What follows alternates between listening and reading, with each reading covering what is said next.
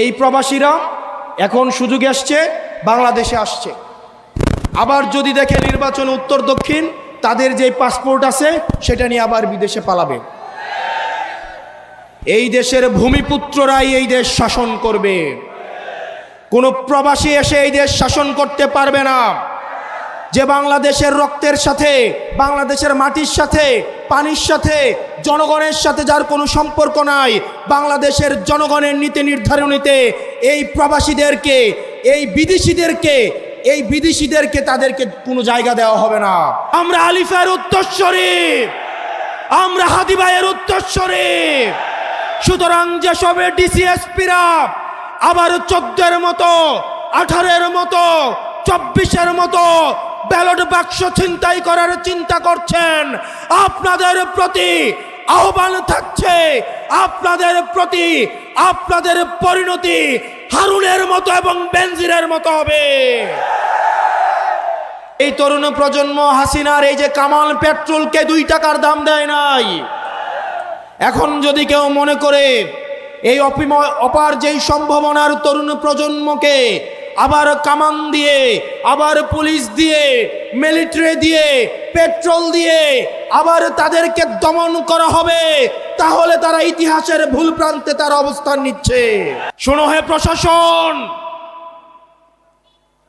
2024 সাল থেকে যদি আপনারা শিক্ষা না নেন, আপনারা যদি আবার আগের ছকের নির্বাচনের দিকে ফিরে যান, আপনারা যদি আবার গুলশানের দিকে লাইন দেন, এই তরুণ প্রজন্ম আপনাদেরকে ক্ষমা করবে না।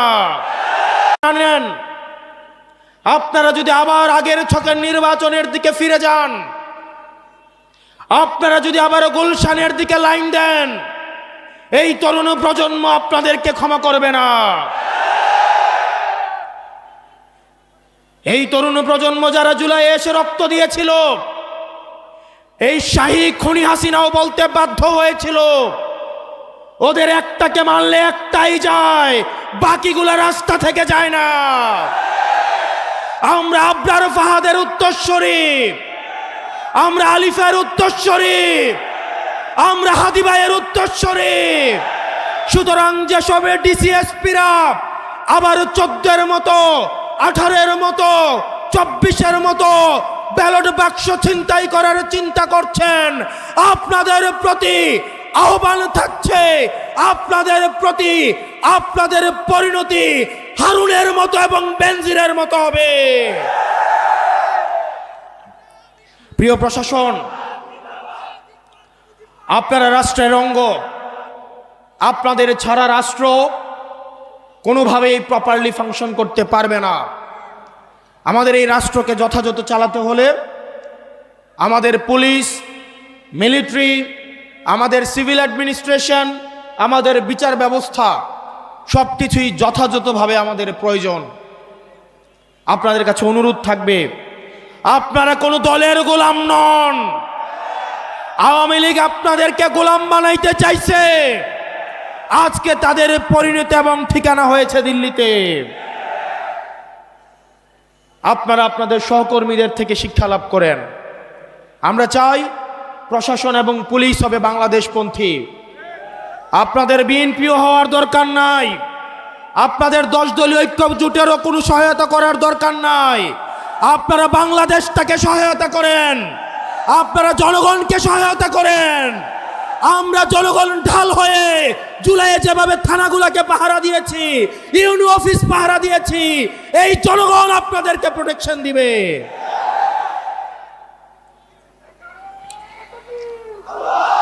আমরা চাই এই অভ্যুত্থানের পরে প্রশাসন এবং পুলিশের ভূমিকা হবে নিরপেক্ষ। অত্যন্ত দুঃখজনক, আগে আমরা দেখেছি প্রশাসন লাইন ধরতো ধানমন্ডিতে, প্রশাসন লাইন ধরতো হচ্ছে আমাদের আওয়ামী লীগের অফিসটা যে কোথায় ছিল, গুলিস্তানে। এখন আবার দেখা যায় প্রশাসন লাইন ধরে গুলশানে। কোন এসপি বলে দিয়ে আসে তারা নাকি তারেক জিয়াকে তার জেলার 5টা আসন, 6টা আসন, 11টা আসন উপহার দিবে। আমরা ভেবেছিলাম বাংলাদেশে এই সংস্কৃতির পরিবর্তন ঘটবে। অত্যন্ত পরিতাপের বিষয়, আমরা দেখলাম গত পরশুদিন 10 দলীয় ঐক্যবদ্ধ জোটের আমাদের এক প্রার্থী, এক নারী বোন যখন ভোটের জন্য বাড়ি বাড়ি যাচ্ছিলেন, তখন একটা দলের একজন কর্মী এই গর্ভবতী মায়েকে পেটে লাথি দেয়।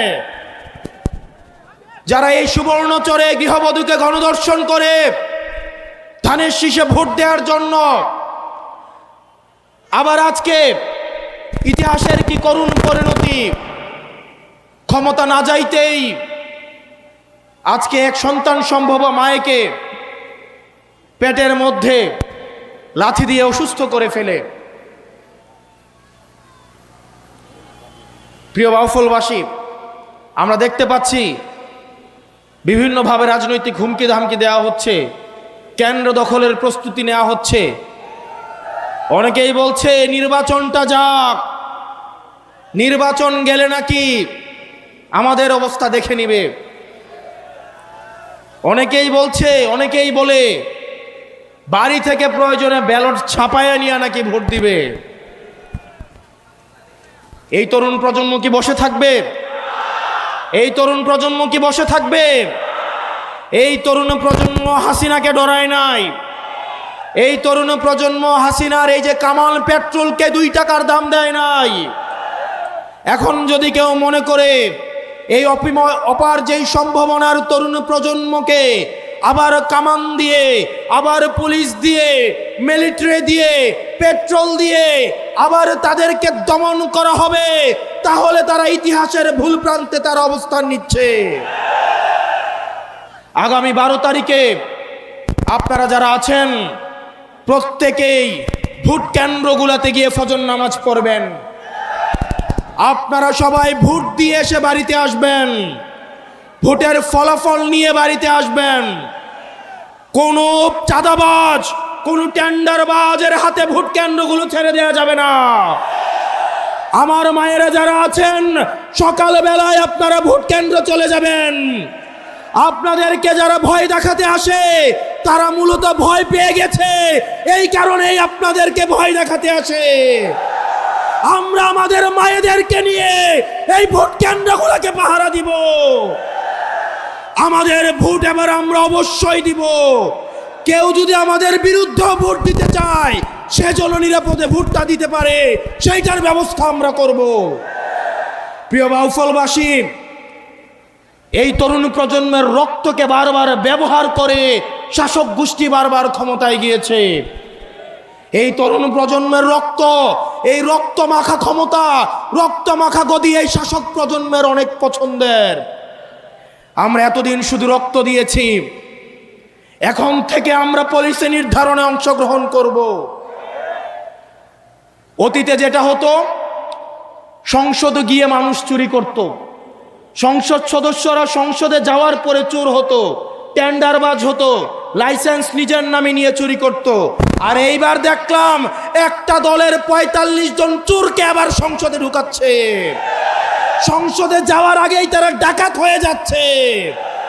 আবার ইলেকশন কমিশন হেসে হেসে বলছে, মনে কষ্ট নিয়ে তাদেরকে যেতে দিলাম।